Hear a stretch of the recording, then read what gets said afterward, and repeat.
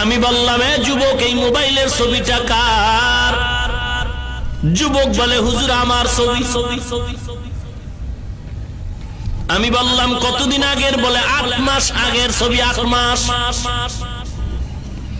কি করতে তুমি 8 মাস আগে বলো?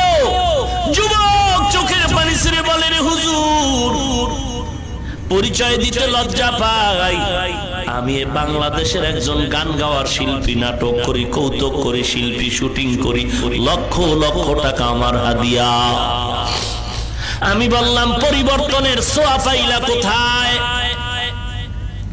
যুবক দেখে বলে, রে হুজুর, আমি বুঝাবার জন্য আপনাদের বলছি, অহংকারী করছি না রে বাবা, বুঝাবার জন্য বলি। হেদায়েতের মালিক কে? হেদায়েতের মালিক আল্লাহ। যুবক বলে, হুজুর, আমি বান্ধবীদের নিয়ে একবার 8 মাস আগে মোমেন শাহী জামালপুরে শুটিং স্পটে গেলাম। ওখানে গিয়া শুটিং করব, হঠাৎ আমি ইন্টারনেট সার্চ দিয়ে মোবাইলটা ওপেন করলাম, একটা বয়ান বেজে উঠলো। আমি 2-4 মিনিট বয়ানটা শুনলাম, কেন যেন ভালো লাগা শুরু হয়ে গেল।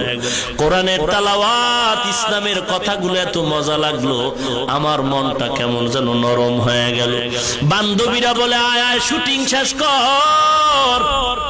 তাদের ডাকে শুটিং শেষ করে দ্রুত ঢাকায় গিয়া তোদের থেকে বিদায় নিয়ে আমি নিজের বাসায় চলে গেলাম। বাসায় গিয়া নিজের রুমে ঢুইকা জানলা দরজা আটকায়া আমি ওই মোবাইলের বয়ানটা কতবার শুনলাম। এক পর্যায়ে দেখা গেল মোবাইলের বয়ান শুনে শুনে আমার চোখের পানি পড়ে বুকটা ভেসে গেল। আমি সিদ্ধান্ত নিলাম, আর জাহান্নামের পথে যাব না। শত শত শার্ট প্যান্ট ফালায়া আমি দৌড়ায় গেলাম মসজিদের পিছনে একটা দোকান, একটা টুপি কিনলাম, একটা জামা। আমি জামা টুপি নিয়ে দৌড়ায় ইমাম সাহেবের রুমে গেলাম। ইমাম সাহেব, বেয়াদবি মাফ করবেন, আমারে তাড়াতাড়ি একটু তওবা পড়ায়া দেন, আমি জাহান্নামের আসামি হয়ে গেছি, আর না, আমি তাড়াতাড়ি আল্লাহর পথে যেতে চাই। ইমাম সাহেব বলে, যুবক, কেমন করে তোমারে পরিবর্তন? বলে, মোবাইলের একটা বয়ান। ওই বয়ান শুনে আমার দিল নরম হয়ে গেল। বলে, কার? বলে, জানি না, চিনি না। দেখাও। হুজুর আমি ওপেন করে আবার ওই মোবাইলের বয়ানটা চালাইলাম। ইমাম বয়ানটা শুনে আমার মাথায় হাত দিয়া মহব্বতের দোয়া করলো আর বলল, যুবক, এই বান্দারে চিনো? আমি বললাম, না। আপনি চিনেন? ইমাম বলে, না না, তবে কে এমনে চিনি, তার সাথে কোনো গভীর সম্পর্ক নাই, সাক্ষাৎ নাই। তারে কোথায় পাই? বলে, জানি না, তবে ঢাকার আশেপাশে মাঝে মাঝে বয়ান করে। কি নাম? বলে, তিনি হলো কুয়াকাটার হাফিজুর রহমান। কোথায় তারে পাই? হুজুর আমি 8 মাস পর্যন্ত ঠিকানা তালাশ করে আজকে জানলাম আপনি গুলশান এলাকায় নাকি জুমার নামাজ পড়ান। আমি বহু কষ্ট করে আপনার কাছে আসছি একটু দোয়ার জন্য, আর কিছু না। আপনি আমার মাথায় হাতটা বুলায় একটু দোয়া করে দেন, আল্লাহ আমাকে হেদায়েতের পথে নিয়ে আসছেন, গুনার পেছনে যেন আর না যায়। আমি বললাম, যুবক, তুমি এখন কিভাবে সংসার চালাও?